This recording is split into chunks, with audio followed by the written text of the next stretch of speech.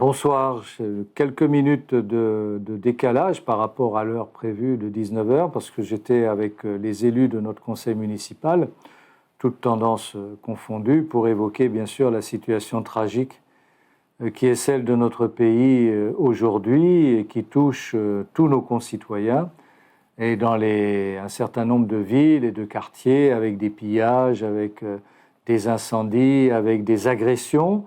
Et puis, en cerise sur le gâteau, les maires qui sont en première ligne, dont certains d'entre eux ont été lâchement, je dis bien lâchement, agressés par des voyous, une sorte de racaille de mafieux et de factieux en même temps, dont on n'a pas encore tous les éléments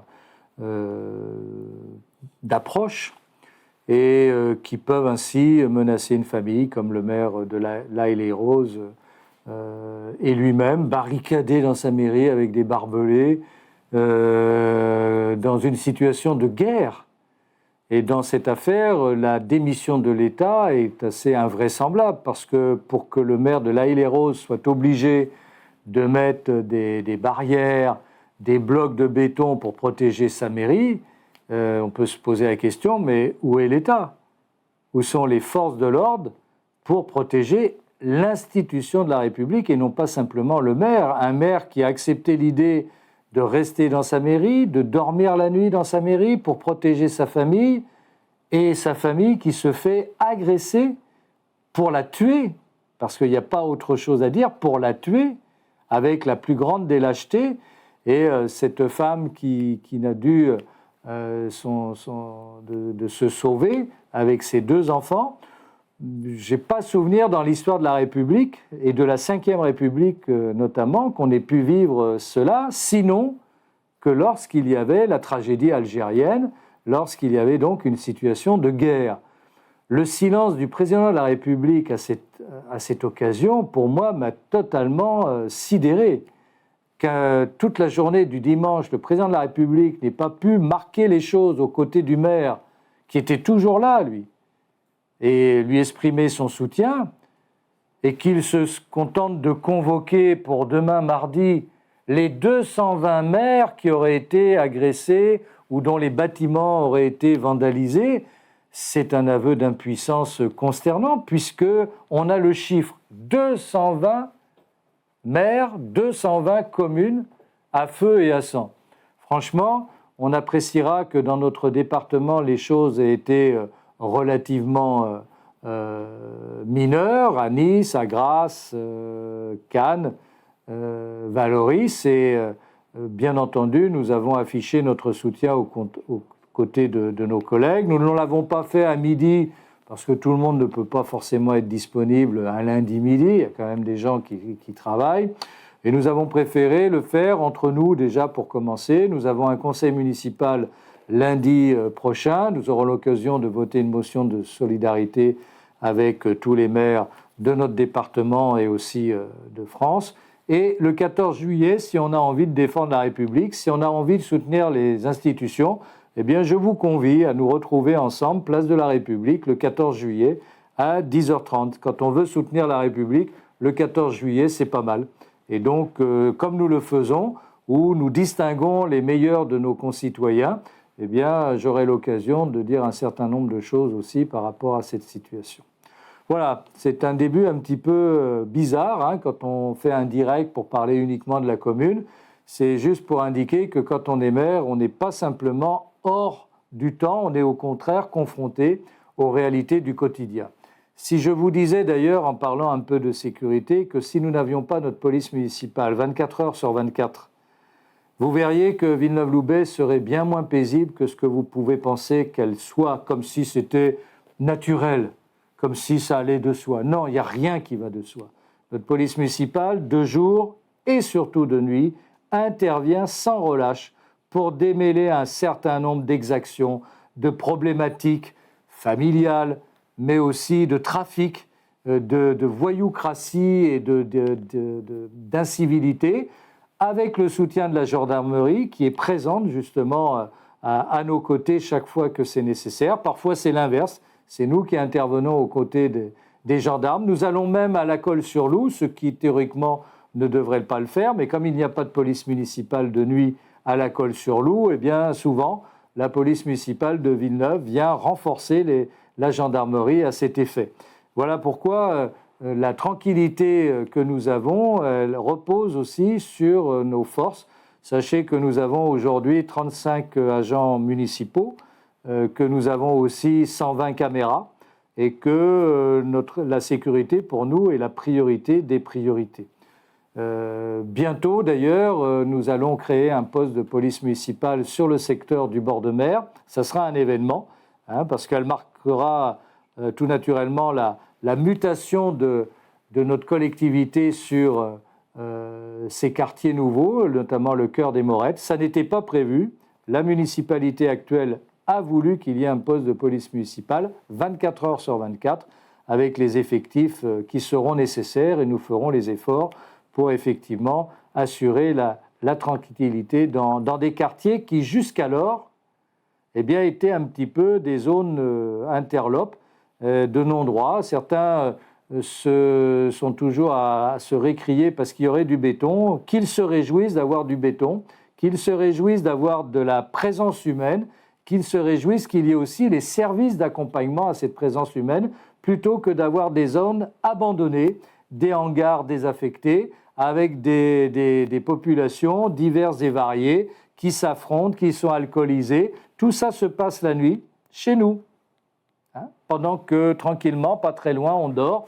Et puis, on se désespère de ne pas garder son joli hangar désaffecté, sa belle surface bitumée depuis les années 60 et ses ruissellements sur la 7. Eh bien, c'est exactement pour cela que le projet du cœur des Morettes qui a été évoqué ces derniers temps, nous ne l'avons pas créé, nous l'avons reçu en héritage, mais nous avons essayé d'en faire le moins mal possible et d'un inconvénient, de susciter quelque chose qui soit meilleur. Alors pourquoi je vous parle de la liaison de la sécurité sur le cœur des Morettes? C'est parce qu'on a eu un psychodrame il y a 15 jours de cela, avec la Nationale 7 embouteillée encore plus que d'ordinaire, ce qui devrait, pour certains qui pensent que c'est toujours trop, comme quoi on peut toujours avoir plus, et qui ont lié ça avec l'ouverture de l'enseigne Action, qui effectivement, pendant 48 heures, a créé une certaine effervescence, mais en fait, qui n'était pas le problème. Le problème, c'est que nous avions des travaux du syndicat des eaux de la ville d'Antibes qui allaient au rond-point des Rives vers l'autoroute et qui, en obturant une voie sur deux, eh bien, nous a créé 8 jours, 10 jours d'embouteillage. Et nous sommes intervenus pour accélérer les choses. Et c'est cela qui a créé l'embolie, en quelque sorte, sur le secteur. Bien évidemment, une nouvelle enseigne, c'est toujours attractif.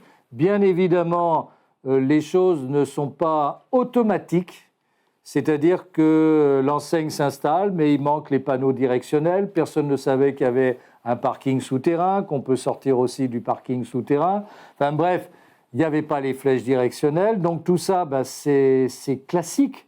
C'est comme toujours, quand il y a des choses qui émergent, tout ne peut pas s'emboîter automatiquement. D'ailleurs, ceux qui en douteraient, quand ils essayent chez eux déjà de refaire la cuisine sans déranger la salle à manger, ils voient que c'est un peu compliqué quand même. C'est exactement pareil pour nous. Et puis, nous dépendons bien sûr des corps de métier. Donc, il y a des gros chantiers, il y a des entreprises, la disponibilité des uns, des autres. Il y a des chantiers qui ont pris du retard du fait du Covid. Il y en a d'autres qui ont eu des entreprises défaillantes du fait des coûts de l'inflation et qu'il faut remplacer. Donc tout ça a du décalage. Et bien évidemment, on ne crée pas les voies avant les établissements et avant les logements. On les crée après, parce que si on crée les voies avant, tout le chantier va nous détruire les voies qu'on aura créées.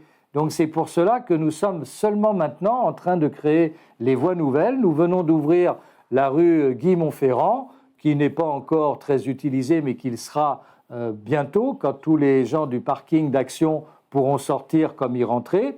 Et nous allons attaquer toute la voirie pour ouvrir sur l'avenue des Morettes, depuis le cœur des Morettes, justement, qui va relier désormais l'avenue des Morettes à l'avenue des Cavaliers. À ce moment-là, nous aurons des sens de circulation, nous aurons une dispersion de circulation pour ceux qui sont dans le quartier, Et puis, bien entendu, on n'échappera pas à aller sur la 7 automatiquement, mais je voudrais dire quand même quelque chose concernant la 7. Il y a quelque chose de déraisonnable à persister, à passer par l'avenue des Cavaliers quand on n'habite pas le quartier. Si déjà tous ceux qui s'engouffrent en sachant pertinemment qu'ils vont être dans le bouchon de l'avenue des Cavaliers, aller simplement sur l'avenue des Morettes où il y a 2 voies de tourne à gauche et 1 voie de tourne à droite avec une flèche de signalisation, et après sur la 7, les choses s'écoulent normalement, alors qu'aller avenue des Cavaliers, c'est la certitude qu'on ne pourra pas en sortir. Alors c'est vrai que pour le moment, ceux qui sortent des parkings de chez Lidl, comme d'Action, n'ont pas d'autre solution que d'aller sur les Cavaliers. Quoique, en remontant les voies et en faisant marche arrière pour aller sur l'avenue des Morettes, ils seront encore gagnants. Il paraît qu'il y a des GPS, il paraît qu'il y a des applications Waze qui vous indiquent quel est le plus court chemin. Apparemment, ça ne doit pas être tellement utilisé. Et là, on a plutôt l'impression de voir des poules qui sont sur leur grillage, et qui se disent le grillage, il est là, et on continue d'aller sur le grillage, alors qu'il y a juste l'ouverture un peu plus loin. Le grillage, c'est l'avenue des Cavaliers. Et l'ouverture, c'est l'avenue des Morettes. Oui, il faut faire demi-tour, il faut retourner en marche arrière, pas en marche arrière, mais en arrière, pour retrouver le sens de la 7. J'y vais, j'y suis, j'ai des tas de raisons d'être dans le quartier toujours, parce que certains m'interpellent. Oui, le maire, il faudrait venir voir, etc. Mais je n'ai pas besoin de venir voir, j'y suis tout le temps. Pour des raisons aussi bien personnelles que municipales, et même professionnelles. Donc c'est vous dire, puisque le journal Parole de Grenouille, on y travaille justement parce que celui qui y travaille réside dans ce quartier. Alors je peux vous le dire, je le fais à toutes les heures de la journée, toute la semaine, et y compris le dimanche. Cette fois-ci, c'est plus calme le dimanche, et je le fais en VTT. Certains me voient de toute manière, regarder où en sont nos chantiers et comment les choses se passent.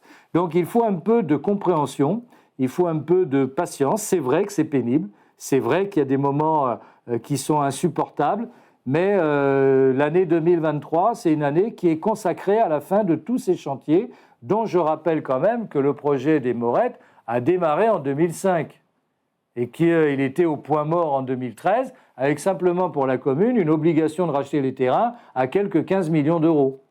Bien entendu, on en était incapable. Donc c'est pour cela que nous avons réimaginé l'ensemble du secteur. Et tout ça prend du temps. Et je le répète, pendant ce temps-là, le département travaille pour réaménager tous les carrefours de la 7.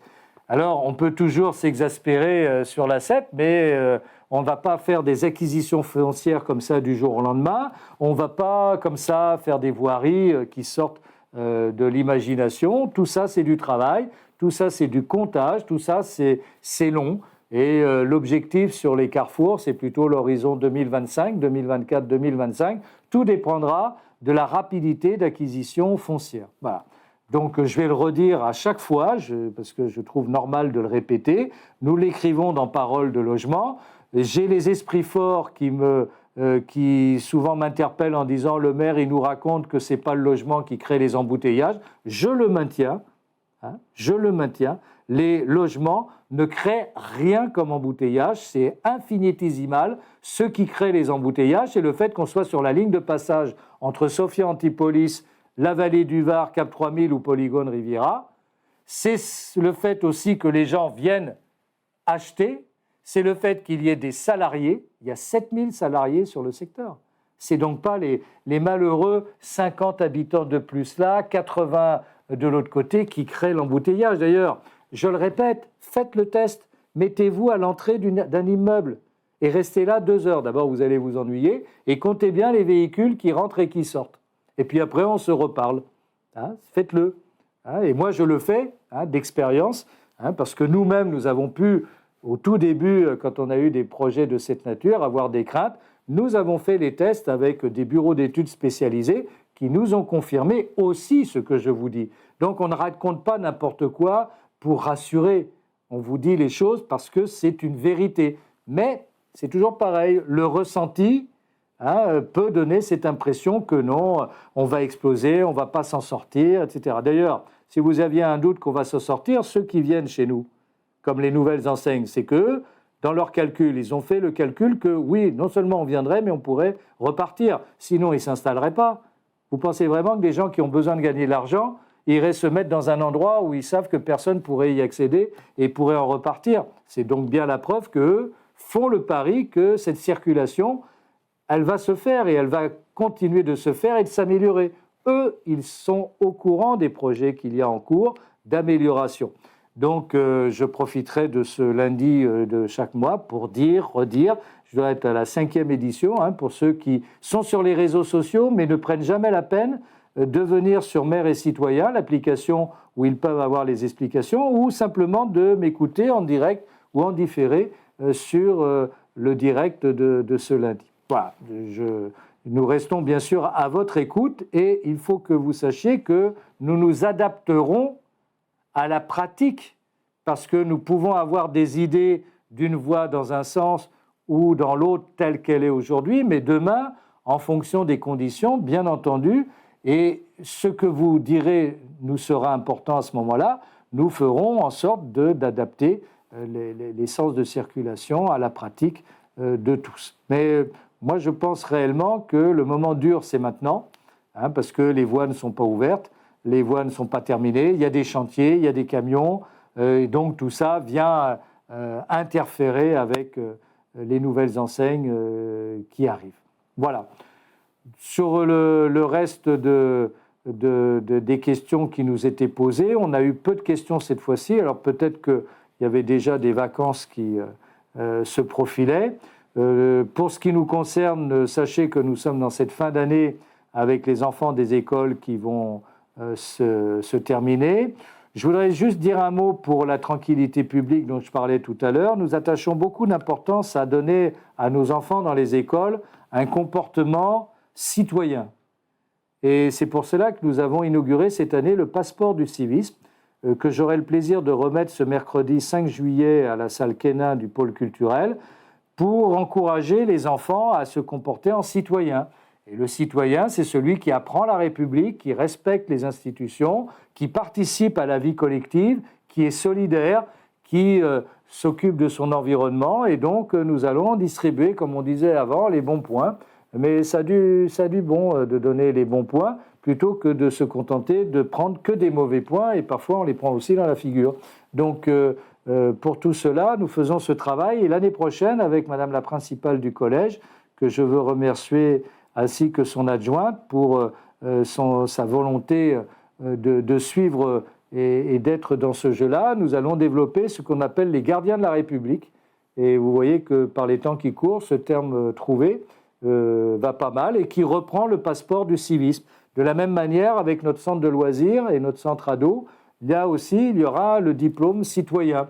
Donc, je pense que si on veut faire des jeunes avec des valeurs et avec le respect qu'ils n'ont pas toujours dans leur famille, eh bien, c'est nous qui nous impliquons et nous refusons de baisser les bras. Nous refusons de dire c'est comme ça, il n'y a rien à faire, et nous refusons surtout la fatalité du pire, c'est-à-dire lorsque le jeune a échoué partout et qu'il n'y a pas d'autre alternative que la solution de la facilité dans la délinquance et parfois l'intégrisme avec. Donc la politique que nous menons avec les médiateurs du collège que nous avons autour pour la tranquillité publique de nos mômes, qui peuvent être sûrs, comme leurs parents, qu'il n'y aura pas des dealers qui traînent autour du collège. Nous avons 4 à 5 agents qui, en permanence, sur le parc des sports, sur le pôle culturel, en liaison avec la gendarmerie, sont là. Et sont prêts, bien sûr, à aider les jeunes qui ont des problèmes, des difficultés, d'où ce petit allomate qui s'appelle Adosphère, qui est un lieu d'accueil, d'écoute et de compréhension qui facilite bien les choses. Voilà, ça me permet de rebondir un peu sur des choses dont on parle moins. Et sachez qu'on est les seuls du département à faire ça, d'avoir l'environnement autour du collège pacifié, apaisé, et d'éviter des gens qui viennent traîner, qui n'ont rien à y faire, des anciens qui viennent trouver les plus jeunes. Tout ça, ça n'existe pas chez nous, et en tout cas, on y met bon ordre dès que ça peut se produire. Alors je dis ça parce qu'on remet un peu les diplômes de satisfaction aux uns et aux autres. Le collège récompense les élèves les plus méritants. Nous, on récompense ceux qui ont les meilleures notes. Et lors du 14 juillet, effectivement, nous mettons en valeur ces jeunes qui ont fait des choses assez intéressantes. On a des écoles qui travaillent bien, on a des enseignants qui font leur travail avec conscience. Et donc, de ce point de vue-là, on peut se donner un peu un satisfecit et souhaiter que tout cela dure. L'école Saint-Georges a fait un beau travail de film sur le passeport du civisme. L'école Anthony Fabre a travaillé avec le Souvenir français, avec plusieurs classes, justement sur la mémoire, sur le devoir de mémoire. Donc voilà, il se passe beaucoup de choses. À l'école des Morettes, on a travaillé sur un calendrier pour rappeler notre identité provençale, parce que les jeunes, quand je vais les voir et que je leur dis, bon, alors à Lanquévin, qu'est-ce que ça peut vouloir dire à Lanquévin? Ben rien. Hein, personne ne sait. Et alors, ce n'est pas très important. Vous me direz qu'on peut vivre sa vie sans savoir à Lanquévin, mais on est en Provence. Et on a Marcel Pagnol, et on a des auteurs, et on a des acteurs qui étaient du Midi. Donc, à Lanquévin, nous avons le directeur des Morettes qui a passé un diplôme là-dessus, sur la langue provençale. Et avec nos anciens d'ici, les Granouillais, Monsieur Blé, Torteau, Tremla, eh bien, ils ont pris en main des classes d'élèves pour leur donner un vocabulaire, des mots qui appartiennent à la langue française d'ailleurs. Donc l'anglais, il n'y a pas de problème, on sera que ça sera la langue universelle pour la vie ensuite, mais d'avoir ces racines, ça nous paraît important, même quand on n'est pas d'ici, ce qui est le cas de beaucoup, et de pouvoir s'enraciner aussi dans l'histoire de la commune. Et ceux qui sont à l'école des Morettes, avec le passeport du civisme, on leur raconte qu'est-ce que c'était les Morettes avant qu'il y ait ce qu'il y a aujourd'hui. De même au village, avec le château, le village tel qu'il est. Donc je pense que tout ce travail qui est fait permet aussi une vie sociale pertinente. Et donc notre ville se développe. Comment pourrait-elle ne pas se développer, puisque nous sommes sur la Côte d'Azur, nous sommes sur le littoral. Certains voudraient le calme du Cantal et les avantages de la Côte d'Azur. On ne peut pas avoir le calme du Cantal et les avantages de proximité de la Côte d'Azur. Il y a bien sûr, sur certains secteurs de notre commune, des inconvénients qu'il nous faut subir, qu'on essaye de corriger. Et pour cela, nous ne pouvons pas le faire non plus tout seul, c'est aussi grâce à ce que vous nous dites. Il y a une question. Alors, une question très précise, je ne sais pas si je pourrais répondre à une question très précise. Alors, il y a une question qui demande ce qui se passe au 763 boulevard des Italiens.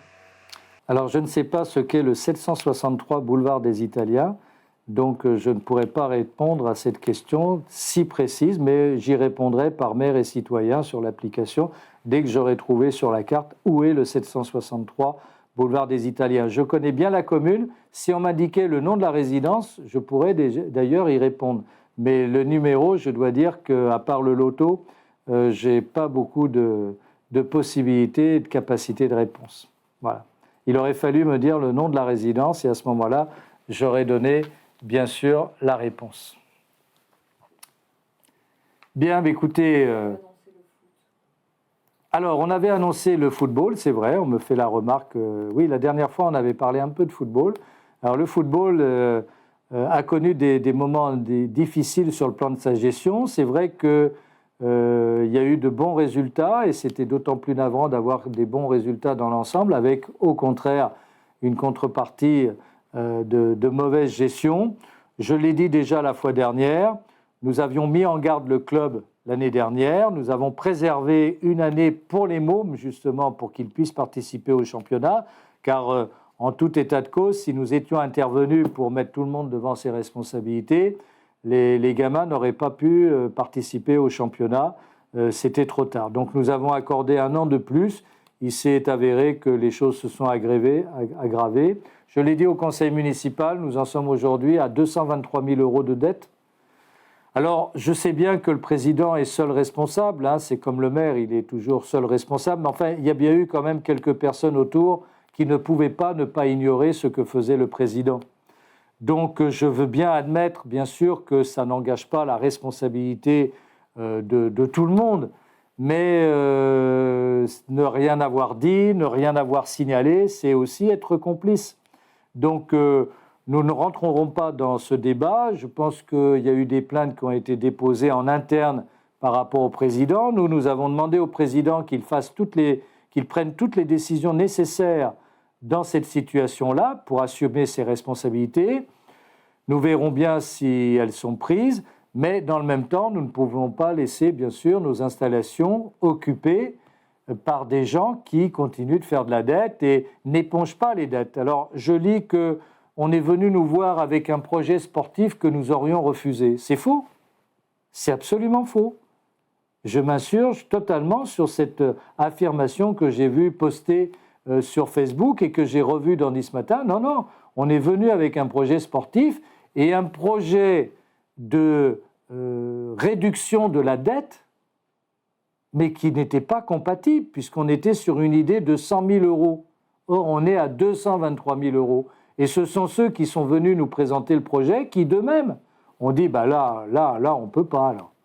Là, on ne pourra pas. Donc, je trouve encore un peu particulier cette façon de dire les choses en ne racontant pas la vérité. La mairie ne refuse pas, mais personne n'est capable d'assumer l'héritage de ses dettes.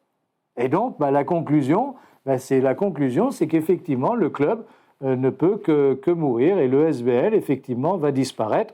Alors, on peut se le regretter, je le regrette moi-même parce que j'ai longtemps, et je suis membre de l'ESBL dans une autre discipline, donc j'ai moi aussi l'attachement à l'étoile sportive, et Jean-Claude Dissane, qui a été mon ami et l'adjoint au sport, qui l'a porté à bout de bras, je peux vous le dire qu'il est mieux pour lui qu'effectivement il n'ait pas vu ça, mais en 2014, le handball a créé exactement la même situation. Il n'y a plus de SBL handball et il y a quand même du handball à Villeneuve-Loubet avec un club de handball dont personne ne doutera qu'il est bien villeneuvois. Et là, c'est ce qui va arriver. Il y a des dirigeants qui sont prêts à reprendre les choses avec des anciens des équipes et notamment l'équipe féminine. Je veux saluer d'ailleurs les dirigeants de la Colle-sur-Loup qui remplacent ceux qui n'y sont plus puisqu'ils se sont entendus entre eux. C'est Villeneuve-Loubet qui récupère toutes les équipes féminines que ne pourra pas prendre le club de la Colle-sur-Loup. Et moi, j'y vois plutôt un signe d'intelligence d'avoir des dirigeants qui avaient des visions un petit peu conflictuelles peut-être par rapport à la municipalité colloise, mais qui ont décidé de s'entendre ensemble pour les gamins. Donc nous aurons toutes les équipes, sauf les seniors. La Colle-sur-Loup aussi aura toutes les équipes, sauf les seniors. Et ça sera de manière conjointe que les enfants collois comme villeneuvois seront avec une équipe féminine villeneuvoise. Et il y a beaucoup d'équipes féminines villeneuvoises. C'est ce que veut la fédération. Et je trouve tout à fait satisfaisant que l'on reparte sur des bases saines et nouvelles. Et voilà pourquoi, lorsque je vous avais dit précédemment que j'ai horreur qu'on veuille m'imposer des choses et créer des rapports de force qui ne sont pas dignes, en utilisant les enfants, les manipulant et en instrumentalisant les familles. Heureusement, les choses se sont arrêtées rapidement, tant mieux, c'est une bonne nouvelle, que chacun reprenne ses esprits et regarde les choses un petit peu différemment. Nous n'en voulons à personne, parce qu'on ne travaille pas avec la rancune. Simplement, nous disons toujours les choses comme elles doivent être dites. Et donc, ce que Jean-Paul Bulgarides, l'adjoint au sport, avait pris comme engagement, c'était qu'il y a un club de football à la rentrée, et qu'il soit pour les Villeneuvois, eh bien, ça sera le cas.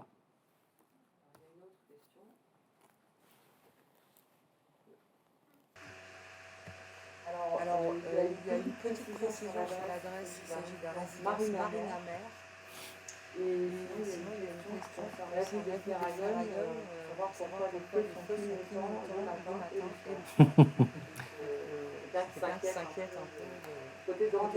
Alors, on va commencer par le plus simple. Les Ferraillonnes, vous savez bien que l'avenue de la Libération est une route départementale. C'est la route départementale 2085. Et elle supporte un trafic tous les matins et tous les soirs tel que si nous laissions les feux comme ils étaient à une époque, nous créerions davantage encore d'embouteillages que ce qu'il y a aujourd'hui. Voilà pourquoi, à la demande du département, nous avons accepté bien volontiers que ça soit en clignotant, sachant qu'effectivement, pour ceux qui sortent des Ferraillonnes, c'est toujours un exploit, puisque c'est quand même priorité à droite, c'est ce qu'on a indiqué, et que visiblement, tous ceux qui ont un permis de conduire en poche ont dû le perdre ou se le faire enlever, puisqu'ils ne savent pas qu'en ville, c'est priorité à droite. On retrouve le même problème au carrefour de la Libération, où il y a 3 cédés le passage, des fois qu'on n'aurait pas bien retenu que c'est priorité à droite, et malgré les 3 cédés le passage, il y en a toujours qui forcent le passage. Mais ça, c'est la société dans laquelle on vit. Tout le monde se fout de tout, c'est le plus fort qui l'emporte, et nous, on est au milieu et on essaye de trouver les équilibres pour que les choses se passent bien. On aimerait pouvoir mettre aussi peut-être de la police municipale, mais on ne peut pas le faire car notre priorité, c'est les écoles. À la sortie des écoles, j'exige qu'il y ait des policiers municipaux en plus des agents trafic. Et les événements récents que vous avez eus en mémoire, à Annecy par exemple, me font considérer que j'ai raison de vouloir des agents de police municipale aux côtés des agents trafic et pas simplement que des agents trafic sans moyens d'intervention, en sachant que les agents trafic sont malmenés par des parents, menacés, insultés et menacés parfois d'être écrasés. Parce que c'est aussi ça le pays d'aujourd'hui. Il n'y a pas que les quartiers d'un côté ou de l'autre. Non, non, même chez nous, vous avez des gens qui ont du mal à être totalement civilisés et éduqués, et tout est compliqué. Nous avons d'ailleurs 4 démissions d'agents trafic, donc s'il y en a qui veulent son candidat, ils peuvent venir les remplacer. Ça leur a servi et ils n'ont pas envie de continuer à subir ce qu'ils ont à subir. Donc pour revenir à ce que je disais sur les ferraillons, oui, effectivement, c'est clignotant aux heures de pointe du matin et du soir, et après, ça redevient en feux normaux. Et très franchement, si on veut complètement bloquer toute la circulation jusqu'à l'autoroute, parce que ça va jusqu'à l'autoroute, on n'a pas d'alternative.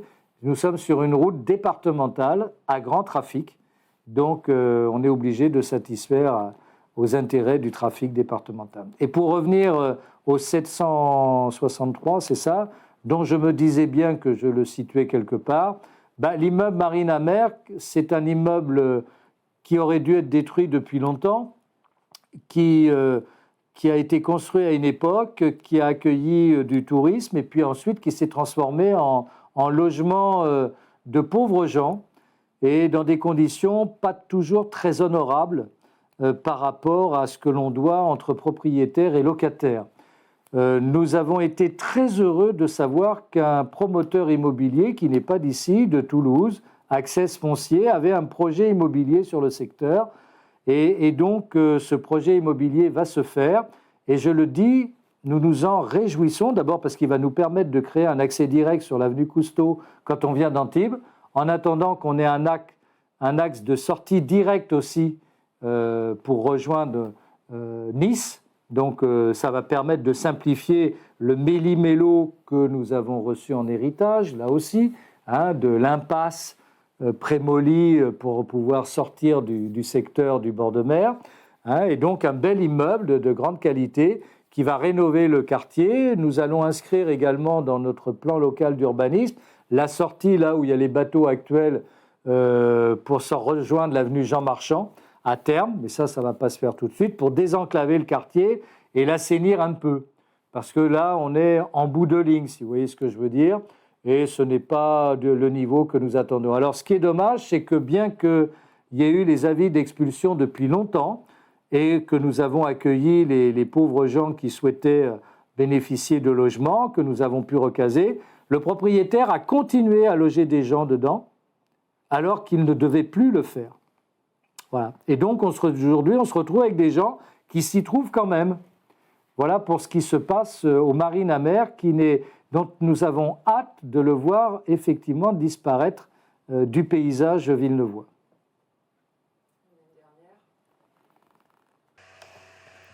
Alors, il y a une dernière question estivale Manon qui se demande si des pique-niques auront lieu au bord pendant que les travaux sont finis, mais la pelouse n'est pas remise en état. Alors, les pique-niques auront bien lieu, puisque grâce à l'Office du tourisme, qui lancera sa saison demain d'ailleurs à l'espace Tosti, en début de soirée, les pique-niques vont bien reprendre. Effectivement, on ne risque pas de retrouver de l'herbe pour cet été, d'abord parce qu'il ne faut pas arroser, ça ne vous aura pas échappé, et ensuite parce que c'est le conseil départemental qui interviendra, mais qui ne pourra intervenir qu'à l'automne, en espérant quelques pluies pour refaire partir effectivement une herbe naturelle. On ne mettra pas de gazon. Donc ça aussi, malheureusement, ça va être ainsi. Donc c'est un petit peu perturbateur, mais enfin bon, je fais confiance à l'Office du tourisme pour trouver les solutions adaptées. Et puis il y aura un nouveau jeu pour l'été, c'est de compter les anguilles qui, paraît-il, maintenant peuvent passer dans le Loup. Donc peut-être ça fera l'objet d'une tombola. En tout cas, bon, un mot sur la sécheresse. Les pluies qui sont tombées ces derniers temps suffisamment permettent d'avoir des niveaux à l'identique et meilleurs que l'année dernière, sachez-le. Ça n'empêche pas qu'il faut continuer à faire des économies, ça n'empêche pas qu'il faut continuer à préserver la ressource, mais ça nous évite d'être dans le répressif inutile, comme on voulait nous inciter à le faire, et c'est ce qui fait qu'on peut maintenir une douche sur 2 sur nos plages, sans créer un désordre particulier. Donc certains réclament pour en avoir d'autres, ils regarderont dans les villes d'à côté où il n'y en a pas du tout, et ils feront en sorte de se satisfaire d'en avoir quand même dans notre commune, comme dans celle d'Antibes, notamment. Et donc je vous invite par contre à continuer à faire les bons gestes, c'est-à-dire d'arroser plutôt le matin et de manière modérée, et puis d'arrêter de planter du gazon et de laisser de l'herbe pousser naturellement, et puis de réadapter notre environnement végétal à ce qu'est le climat méditerranéen, qui a une petite tendance subtropicale, mais sans les fortes pluies de fin de journée que l'on a dans les régions subtropicales. Donc pour l'instant, on n'a pas tous les avantages du climat subtropical. En tout cas, il y a beaucoup de monde sur nos plages. Nous avons notre brigade nautique littorale qui circule toute la journée désormais. Nous avons ouvert nos postes de sécurité en mer dès le mois de juin, tous les week-ends.